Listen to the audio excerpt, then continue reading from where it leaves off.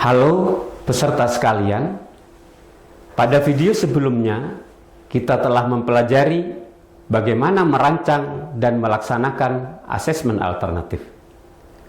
Pada video topik 4 ini, kita akan membahas tahapan yang tidak kalah penting, yaitu evaluasi dan refleksi implementasi asesmen alternatif.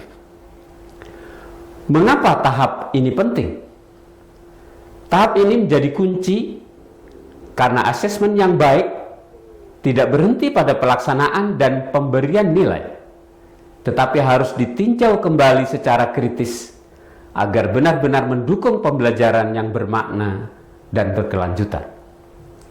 Oleh karena itu, asesmen yang berkualitas justru ditentukan oleh bagaimana kita meninjau kembali, mengevaluasi, dan memperbaikinya secara berkelanjutan.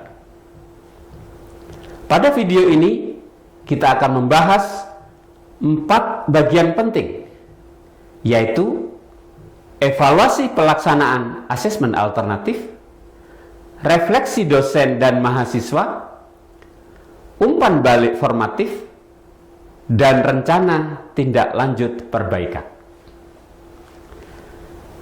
Mari kita mulai dengan bagian pertama, yaitu evaluasi pelaksanaan asesmen alternatif. Evaluasi dalam asesmen alternatif bertujuan untuk memastikan bahwa asesmen yang kita terapkan benar-benar efektif, adil, selaras dengan capaian pembelajaran lulusan, serta bermakna. Evaluasi bukan sekedar melihat hasil akhir mahasiswa, tetapi menilai keseluruhan proses asesmen. Kita perlu bertanya secara kritis, apakah tugas yang diberikan sudah selaras dengan capaian pembelajaran lulusan? Apakah tugas yang diberikan benar-benar mengukur kompetensi yang diharapkan? Apakah instruksi tugas mudah dipahami oleh mahasiswa?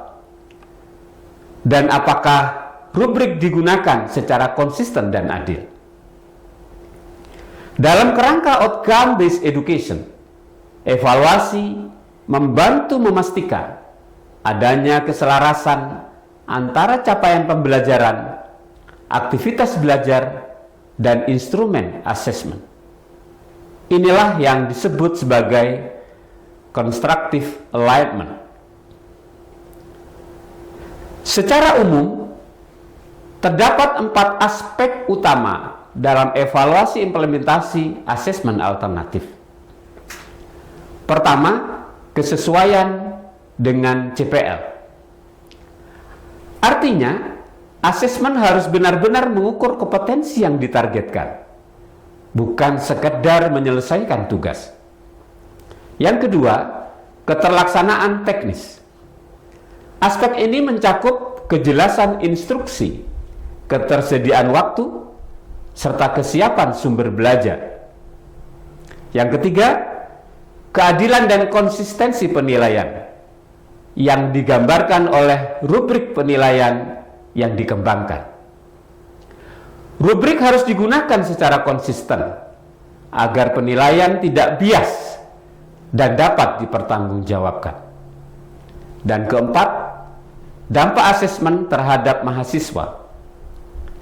Apakah asesmen mendorong pembelajaran mendalam, meningkatkan keterlibatan aktif mahasiswa, dan menumbuhkan refleksi diri? Bagian kedua, refleksi.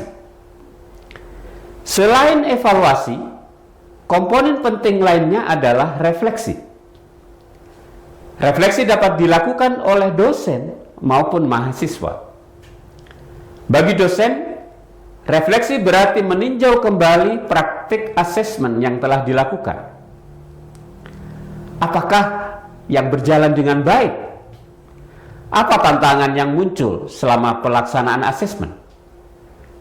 Bagaimana kualitas umpan balik yang telah diberikan kepada mahasiswa?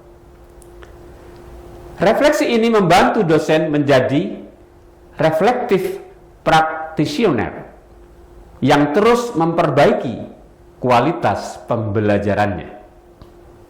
Sementara itu, bagi mahasiswa, refleksi membantu mereka memahami proses belajarnya sendiri. Mahasiswa diajak menjawab pertanyaan seperti, apa yang saya pelajari dari tugas ini? Apa kesulitan yang saya alami? Dan apa yang akan saya perbaiki di kesempatan berikutnya? Dengan refleksi, asesmen tidak lagi dipandang sebagai beban tugas, tetapi sebagai pengalaman belajar yang bermakna. Bagian ketiga, umpan balik formatif. Evaluasi dan refleksi sangat erat kaitannya dengan umpan balik formatif. Umpan balik yang efektif tidak hanya menyampaikan nilai, tetapi memberikan arahan untuk perbaikan. Umpan balik yang efektif menjawab 3 pertanyaan utama. Pertama, kemana arah yang benar? Kedua, bagaimana pencapaian saya saat ini?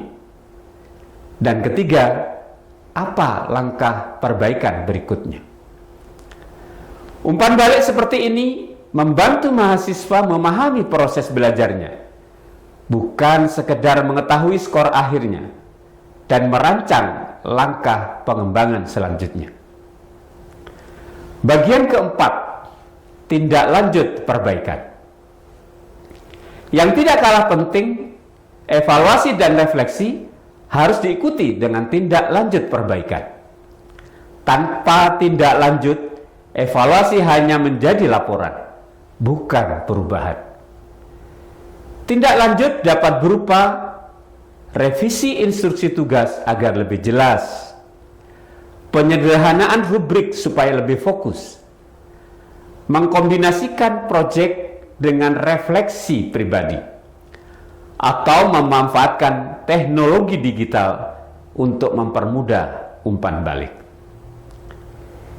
Inilah yang menjadikan asesmen alternatif sebagai bagian dari siklus peningkatan berkelanjutan. Sebagai contoh, pada mata kuliah di program studi pendidikan matematika, mahasiswa diberi tugas proyek membuat modul digital. Pada penugasan ini, dosen melakukan evaluasi pelaksanaannya. Misalnya, hasil evaluasi menunjukkan instruksi sudah jelas, namun rubrik terlalu kompleks. Melalui refleksi, dosen menambahkan checkpoint mingguan. Mahasiswa juga menyampaikan bahwa mereka membutuhkan panduan manajemen waktu.